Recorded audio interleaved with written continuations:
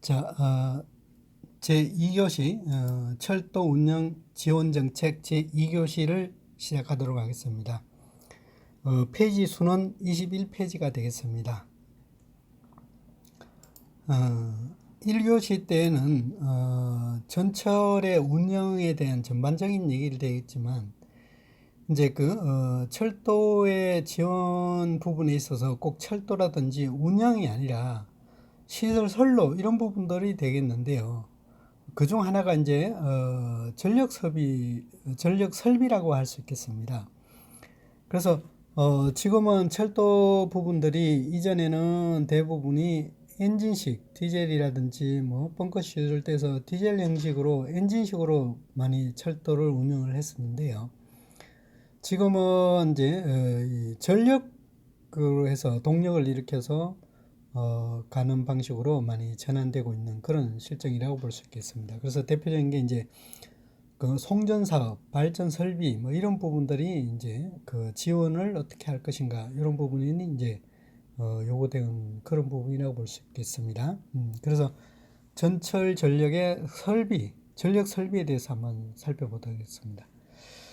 무엇보다도 이제 이 전력들이 많이 소비되고 그 다음에 광역으로 이렇게 선로가 배치되다 보니까 송전소라든지 변전소 이런 부분들이 이제 중간중간에 이 장치가 있어야 되지 않습니까? 그것도 뭐 한두 푼이 드는 게 아니라 몇백억씩 몇천억씩 이렇게 들어가기 때문에 이런 부분도 이제 민간 사업자들이 투자를 유치하는 그렇게 해서 사용료를 일부를 보전해주는 이런 형태로 갖고 있는 게 하나의 설비다, 전력 설비다 그렇게 보시면 되겠습니다. 그래서 그런 설비의 종류는 뭐 변전소, 한전에서부터 임차를 받는다든지, 그 다음에 선로 그 구간을 임대를 받는다든지, 변전소라든지, 그죠? 그 다음에 선로 장치 산업 이런 것들요. 이런 것까지도 다 포함되어 그렇게 보시면 되겠습니다. 23페이지 보신다 그러면 전원 공급의 이중화를 볼 수 있겠는데 왜 그러면 이중화로 되느냐라고 보면 실제적으로 이 고장이 났을 때 전선이 뭐 문제로 인해서 단전이 났을 때 실제적으로 이 부분을 빨리 복구를 시켜야 되지 않습니까? 그죠? 그래서 임시적으로 복선화 시킨다는, 이중화 시킨다는 얘기죠. 그래서, 이중화 시키는 그런 부분도 있고, 그 다음에 이제, 전압을 다운시켜서 실제 사용할 수 있도록, 그러니까 삼상이 380, 우리 가정에서도 보면 380에서 들어와서 220볼트로 낮춰지지 않습니까? 그죠? 그런 부분처럼 이런 어떤 전차에 적합한 이 볼트 수도 변화를 시켜야 되는 그런 부분이 있다. 그렇게 보시면 됩니다. 그래서 한전에 공급할 때는 150kW 볼트의 어떤 전압을 받지만 이제 전철에 사용할 때는 25kW 그죠? 킬로볼트의 변환으로 전환한 어떤 그런 시설이 필요하더라. 그렇게 보시면 됩니다. 그래서 거기에 대해서 다운시키는 어떤 변전소, 이런 시설 설비들이 필요하다. 그렇게 보시면 되겠습니다. 또 한 가지는 이제 우리를 이런 어떤 이 설비라든지 운영 방법들이 상당히 이제 뭡니까 노하우 축적되다 보니까 이런 부분은 이제 철도 산업을 육성하자 그런 차원에서 제가 알기로는 한 10몇 년 정도 됐나요? 그때부터는 이제 집중적으로 개발했습니다. 그때는 뭘 슬로건을 했냐면 제 기억으로는요. 남북 철도에 대한 장거리 투자했을 때, 장거리 운행했을 때는 분명하게 철도 운송이 뭐죠? 이 경쟁력이 있다. 그런 차원도 있었고, 특히 또 이제 고객들을 운송하기 위해서 여객을 승객을 운송하기 위해서 빠른 속도, 이게 KTX라고 볼 수 있겠죠, 그죠? 이런 부분들은 이제 세계 수준으로 끌어올리자 이런 차원에서 철도에 집중적으로 투자를 했죠. 그래서 철도청 이어서 철도공사로 바뀌었고 철도공사에서 철도기술연구원이라는 전문 연구소를 법인을 설립해서 집중적으로 차량 개량이라든지 운영 방법이라든지 뭐 이런 부분들을 계속적으로 연구를 해왔죠. 그게 이제 철도 산업 육성의 어떤 하나의 지원 정책이다 그렇게 보시면 되겠습니다. 그래서 세계 5대 그죠? 슬로건이 세계 5대 전철 사업화에 대한 5대 메이저로 가자. 그런 차원에서 이제 제작사라든지 그 다음에 이제 부품, 신호, 뭐 전장품 이런 부분까지도 품질 이런 부분까지도 확보해야 된다. 세계적 수준을 확보해야 된다. 그 다음에 이제 R&D 부분에서도 세계 시장에 도약하기 위해서는 4회 이내에 강국을 하자 이런 차원에서 앞서 말씀드렸듯이 철도기술연구원을 설립해서 운영한 거 아닌가 그렇게 봐지고요. 그 다음에 이제 장비 리모델링 이런 것들요. 왜냐하면 철도는 계속적으로 뭡니까 안전이 최우선이기 때문에 항상 선로 보존이라든지 뭐 이런 부분들이 계속적으로 요구되고 있지 않습니까? 그죠? 그래서 리모델링 정비 이런 부분에 대해서 계속적으로 지원을 했고요. 그 다음에 이제 인력 양성이라든지 법 제도 이런 부분까지도 많이 개선된 걸로 그렇게 알고 있습니다. 그래서 지금은 한국의 철도 산업이 세계 그래도 랭킹 안에 들을 수 있는 이런 어떤 제도라든지 시설 설비 이런 부분들이 갖춰진 거 아닌가 저는 그렇게 봐지고 있습니다. 이제 건널목도 보니까 이제 1종, 2종, 3종으로 이렇게 나누어졌다네요. 그래서 1종 같은 경우에는 5만 회 이상 그래서 차단기라든지 경복이라든지 그 다음에 건널목에 뭐라고 그러죠? 간수라고 그러나요?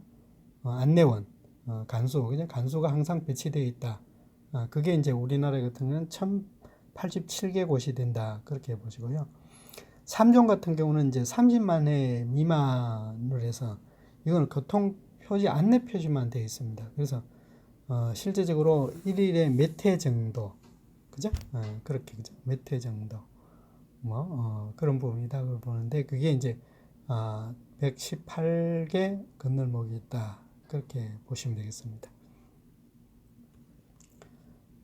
그래서 종류에 따라서 되어 있는데 밑에 그림에 보면 1종 같은 경우는 차단기도 있고요. 경복이 있고 간수가 있고 그 다음에 2종 같은 경우는 경복이 표시만 되어 있고 간수는 없고 그 다음에 3종 같은 경우는 주의해서 가라 이런 식으로 표시만 되어 있고 그런데 이제 제일 큰 문제는 이제 시골의 부분이 볼 수 있겠는데 예를 든다면 이제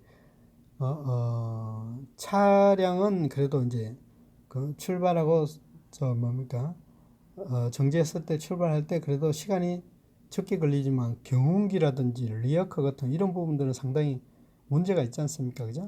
그래서 이 건널목 표시에 이런 부분도 안내 표시라든지 정지 표시를 해놓고 그에 대해서 적절한 추가적인 보완이 필요하지 않나 그렇게 봐줄 수 있겠습니다. 자, 다음은 26페이지 이제 통합 무선망이라고 볼 수 있겠는데요. 이전에 하나 더 얘기가 우리가 이제 4호선을 한번 4호선이죠. 4호선이 이제 사당하고 어디요? 저기 경마공원 경마 맞아요? 과천에 가는데 경마공원 가기 전에 이제 전철이 딱 지나가다 보면 일시적으로 전압이 딱 끊기면서 안내가 방송이 나오면서 전압이 딱 끊기지 않습니까? 그죠? 이 이유는 앞서 말씀드렸듯이 전압의 공급 볼트 수가 달라서 실제적으로 가다가 전환이 되는 겁니다. 그래서 아까 25kW 볼트라고 그랬지 않습니까? 그죠? 25 킬로발트는 이제 표준으로서 이제 쭉 연결될 수 있는데, 초기에 건설할 때 변압기라든지 이런 부분들이 뭐 30킬로발트라든지 이런 식으로 변환돼서 수도권 이제 도심지에 전압할 때는 25킬로볼트로 전환되면서 그게 단전이 되는, 잠시 단전이 되는 이런 형태로 가는 것들이 바로 전압의 그 환성이다, 그렇게 보시면 되겠습니다. 그래서 지금은 25킬로볼트로 다 평준화된 걸로 그렇게 알고 있는데, 이전에 설립됐기 때문에 그런 부분이 이제 지금도 그 4호선에서는 적용되고 있다. 만약에 이제 그거를 바뀌려 할 때는 변압기라든지 변전소 이런 것까지 다 바꿔야 되니까 그만큼 투자 비용이 많이 든다, 그렇게 보시면 되겠습니다. 자, 다음은 26페이지요. 국가철도 전용 그 무선망 구축이라, 통합 무선망 구축이라고 볼 수 있겠는데, 지금은 이제 거의 다 통합화 됐지 않습니까? 그죠? 그래서 운영점인 2기가 VHF 방식의 이제 통합 품질이라든지 이런 부분들이 다 그 한계에 있기 때문에 그런 것들을 통합을 했다, 그렇게 보시면 되겠습니다. 뭐 그 정도까지, 그죠? 그래, 주파수도 이제 그 철도 통합 무선망 전용 주파수를 700MHz로, 그죠? 다 바꿨고요. 그래서 여기에 대해서 계속적으로 타당성 분석이라든지 이런 부분들을 구축을 해서 단계적으로 바꿨다, 그렇게 보시면 되겠습니다. 또 한 가지는 이제 특징은 뭐냐면 이제 4G로 바꿔가지고 실제적으로 그 위험이라든지 아니면 긴급한 사항이라든지 이런 부분들을 그 긴급하게 그 공유할 수 있도록, 정보를 공유할 수 있도록 이런 어떤 통합 무선망 기술 개발도 했고요. 그렇게 함으로써 운행이라든지 노선 차량 관리에 상당히 이 효율을 높였고, 그에 따라서 이 통합하다 보니까 건설비라든지 유지 보수비, 무인 운전 비용 이런 부분들이 많이 절감됐고, 그 다음에 이제 운행 간격이라든지 이런 부분들이 실시간으로 상호간에 호환성이 높아지니까 그만큼 운행률을 높였고, 그 다음에 안전이라든지 이런 부분들, 역주행 이런 부분들에 있어서 예방을 했고, 그 다음에 이제 그에 따라서 기술도 수출을 할 수 있었다, 그렇게 보시면 되겠습니다. 그래서 앞으로는 이제 LTL 방식으로 해서 이런 부분들이 더욱더 확산시켜서 전 노선에 적용될 것이다, 그렇게 얘기를 합니다. 그렇다고 그러면 이제 안정성이 제일 충돌이라든지 추돌, 뭐 역주행 이랬을 때, 그죠? 근데 우리가 보이지 않게요. 그 철도에서 그 환적을 합니다. 예를 든다면 조치원역에서 경부선에 타고 올라온 경부선에서 부산에서 올라온 화물들을 영주나 강원 쪽으로 보내려면 조치원역에서 환승을 합니다. 그러면 일부 화차는 조치원역에 떨어뜨려 놓고 그 다음에 강원도에서 온, 아니면 그 제천선에서 온 열차를 달고 수도권 올라오는 그런 경우가 있는데, 그때 화차들이 꼭 전진만 아니라 후진도 합니다. 사실은 후행들 합니다. 그랬을 때 역주행이라고 그러죠. 그럴 때 추돌이라든지 작업 시간이라든지 이런 것들을 실시간으로 빨리 공유를 해야만이 그 선로에 타고 올라온 열차가 충돌이 안 되지 않습니까? 그죠? 그럴 때 상당히 LTL 방식으로 한다 그러면 서로가 주파수라든지 똑같이 공유를 한다 그러면 그만큼 뭡니까? 신호 전달 체계가 정확하기 때문에 안정성이 높아진다, 그렇게 볼 수 있겠습니다. 이렇게 해서 이럴 때 사고율이 꽤 많은 걸로 알고 있습니다. 그래서 이런 어떤 정보통신망을 통합했을 때 이런 부분들이 많이 삭감됐다, 그렇게 보시면 되겠습니다. 28페이지요. 이제 안전정보 부분이라고 볼 수 있겠는데요. 어, 지난 시간인가요?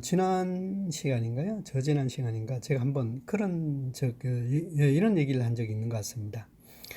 앞으로 산업은요, 사람이 살아가는 데 있어서, 사회생활이라도 환경에 있어서 생계 유지를 위한 거나 안전이라든지 생명을 담보로 하는 이런 사업들은 계속적으로 강화되고 비중이 커질 것이다. 그렇게 얘기한 적이 있는 것 같습니다. 그래서 철도에서도 안전에 관련된 사업은 계속적으로 강화되고 또한 확대될 수밖에 없는 그런 상황이다. 그렇게 보시면 되겠습니다. 그런데 철도라는 게 뭡니까? 대량 운송이고 한번 사고가 나면 재해율이 굉장히 높지 않습니까? 그죠? 예를 든다면 안 된 얘기지만 고속철도 KTX가 350km 가다가 전복돼 봐봐요. 끔찍하지 않습니까? 그죠? 그에 대한 이 사고 피해도 굉장히 크지 않습니까? 그래서 그런 부분들을 안전성에 대해서는 굉장히 강조하고 있는 그런 부분이다. 철도도 그죠? 그런 차원에서 이제 산업 정보라든지 안전 이런 부분에 대해서는 종합적으로 계속적으로 관리할 필요가 있다. 그렇게 보시면 되겠습니다. 그래서 철도 산업의 정보센터 운영이라고 볼 수 있겠는데 정부 부처 그다음에 유관기관에 통해서 운송 기술이라든지 그다음에 표준화라든지 안전 이런 부분에 대해서 계속적으로 연구하고 또 그에 대해서 관리 기준들을 계속적으로 요구하고 있죠, 그죠? 그래서 이는 법적으로도요, 철도 산업 발전 기본법에 따라서 되어 있고, 그 다음에 정보센터라든지 운영 설치 이런 부분들이 법적으로 보장을 해놨습니다. 근거를 실현해놨습니다. 그래서 이제 예산도 계속적으로 지출을 하고 있죠, 그죠? 그래서 이 10년도에 2천억 정도, 100만, 1000만억, 200억이네. 270억 정도, 이런 식으로 매년 이 정액을 하고 있는 계속적으로 정액돼서 이런 부분에서 예산을 확보하고 있는 걸로 그렇게 알고 있습니다. 그래서 시스템들을 본다 그러면 이제 철도 산업 정보센터의 정보 시스템을 본다 그러면 시스템 구성들을 본다 그러면 이 유관 기관에 관련된 연계 자료들, 그 다음에 데이터웨어 하우스 시스템에서 정보 수집, 그죠? 이런 부분들이 통계 자료라든지 이런 것들이 누적되어 있고요. 그 다음에 이제 각종 규격이라든지 이런 부분들이 규정 이런 부분들이 기록되어 있고, 그 다음에 이제 분류, 저장, 관리 이런 관리 기준들 이런 어떤 전문 자료들이 계속적으로 올라되어 있어서 이 부분을 집중적으로 관리해주고 그에 대해서 안전성을 확보해주는 이런 형태로 지금 가고 있다. 그렇게 보시면 되겠습니다. 그래서 철도의 안전 서비스 체계를 확립하기 위해서는 지표 관리라든지 사고율이라든지 그 다음에 운영 시스템의 성과라든지 그 다음에 그에 대한 안전 관련된 포털 서비스를 구축해 준다든지 표준화라든지 안전 기능이라든지 이런 것들을 강화시킨다든지 이런 식으로 해서 계속적으로 정보망을 종합체계적으로 구축을 하고 관리를 하고 있는 그런 형태다. 그렇게 보시면 되겠습니다. 그에 따라서 이제 구성도를 본다면 이제 철도의 정보, 통계, 해외 관계 이런 부분들이 이제 콘텐츠별로 이렇게 해서 분류돼서 제공하고 있고, 그에 따른 유관 기관별로 생성된 정보를 자동으로 수집하고 그 다음에 제공할 수 있도록 되어 있고 통계들을 그죠? 그 다음에 이제 관리 기준들, 그 다음에 이제 그에 대한 데이터들 이런 부분들이 있고, 그 다음에 이제 연계 기관들별로 쭉 이렇게 공사별, 전철 운영사들별로 이렇게 링크가 되어 있어서 실제 다양하게 정보들을 이렇게 받아볼 수 있도록 이렇게 되어 있다. 그렇게 보시면 되겠습니다. 그런 시스템을 구축하고 있다. 그렇게 보시면 되겠습니다. 자, 31페이지 앞서 말씀드린 재난 위기를 어떻게 할 것인가 이제 운영 매뉴얼이라고 볼 수 있겠는데 위기에 처해졌을 때 어떻게 하면 이 인명이라든 자산을 피해를 최소화하고 그 다음에 신속하게 복구할 것인가 그에 대한 어떤 매뉴얼이다 그렇게 보시면 되겠습니다. 그래서 이 매뉴얼대로 하기 위해서는 지속적으로 뭡니까 교육이라든지 또 현장 가서 예방 행사라든지 뭐 이런 식으로 해서 계속적으로 관리를 하고 있습니다. 그래서 철도 분야의 그 재난 관리 및 위기 대응이라고 해서 매뉴얼이 있는데요. 이거는 위기상이 발생됐을 때 국민의 그 생명이라든지 재산을 보호하기 위해서 그 재난이라든지 안전 체계를 확립하고 그에 대해서 어떻게 하면 예방이라든지 복구를 신속하게 할 것인가에 대한 규정이 바로 그 위기 대응 목적이다 그렇게 보시면 되겠습니다. 그래서 이런 침서를 만들어 가지고 제정을 해서 매뉴얼을 해서 철도 안전법에 저촉을 시켜 버렸죠. 그래서 모든 문제가 생겼을 때는 요 위기 대응 체계로 해야만이 뭡니까 관리라든지 이런 것들이 효율화될 수 있다. 대응이 그죠? 그렇게 보시면 되겠습니다. 그래서 거기에 대한 이 고속철도라든지 지하철이 사고 났을 때 어떻게 할 것인가 이런 것들요. 그래서 매뉴얼이 있고 위기 대응 실무 매뉴얼이 있어서 현장 조치라든지 이런 부분들은 이 매뉴얼대로 해야 된다 그렇게 보시면 되겠습니다. 그래서 위기 관리 표준 매뉴얼은 대통령실의 보안 분야에서 관리를 하고 있는 걸로 그렇게 알고 있습니다. 그다음에 이제 매뉴얼 같은 거는 이제 각 부처 청별로 위원회에 있어서 거기서 절차에서 수록되고 행동 요령은 이제 각 실무 기관에서 해야 되는 그런 부분이라고 보시면 되겠습니다. 그래서 철도 비상대책 계획은 비상대책 계획 또는 매뉴얼대로 그죠? 역사 사무실대로 비치돼서 이렇게 해라 그렇게 합니다. 그래서 이제 고속철도 대응 사고 같은 경우는 이제 코레일 또는 지역 본부가 될 거고 그래서 이제 탈선이라든지 충돌이라든지 폭발 이런 부분은 다 뭡니까 이게 대응의 매뉴얼대로 해야 되겠죠, 그죠? 그래서 강릉에 있어서 작년인가요? 탈선이 있었지 않습니까, 그죠? 탈선이 있어서 이제 진입하는 철도 KTX를 차단을 하고 그 다음에 그에 대해서 인명을 구조를 하고 그 다음에 이제 화차를 인양하는 걸로 이런 식으로 그런 매뉴얼들이 있습니다. 그렇게 하면서 이제 피해를 최소화시키는 그런 부분이 있다. 그렇게 보시면 되겠습니다. 지하철 사고도 이제 코레일이나 도시철도의 본사에 어떤 본부가 있고요. 그에 대해서 탈선, 화재, 폭발 이랬을 때 어떻게 대응할 것인가 이런 부분요. 철도도 매우 마찬가지입니다. 그렇게 보시면 될 것 같습니다. 그래서 이 철도 분야의 위기 국가 위기 또는 비상대책 계획을 본다 그러면 철도, 지하철 비상대책 계획을 볼 수 있겠는데 목적은 동일합니다. 첫 번째 성계, 그 다음에 자산 이런 부분을 최소화하자. 근거는 이제 철도 같은 지하철 같은 거는 이제 국가 위기 재난이고요. 그 다음에 이제 복구 체제 운영 매뉴얼이 있고요. 법정부 차원에서 대응할 필요가 있더라. 그래서 이제 사고 유형들은 탈선, 화재, 그 다음에 전철 같은 경우는 열차의 환승역 화재 이런 부분이 되겠죠, 그죠? 그래서 10명 이상의 화재가 발생됐을 때, 사망자가 발생됐을 때, 열차는 한번 사고 나면 대형 사고 나니까 그래서 이렇게 선정을 한 것 같습니다. 그 다음에 이제 경보 발령은 각각에 보시다시피 나타났고요.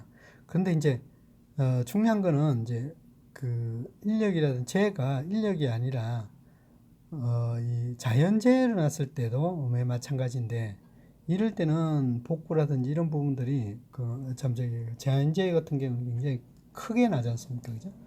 예를 들면 뭐 저기 지진이라든지 이럴 때는 굉장히 크게 나기 때문에 이런 비상대책 매뉴얼 이 부분을 철저히 준수해서 관리할 필요가 있다. 그렇게 보시면 되겠습니다. 그래서 이제 전체적으로 본다 그러면 철도 운영의 지원 정책들이요 다양하게 나타날 수 있는데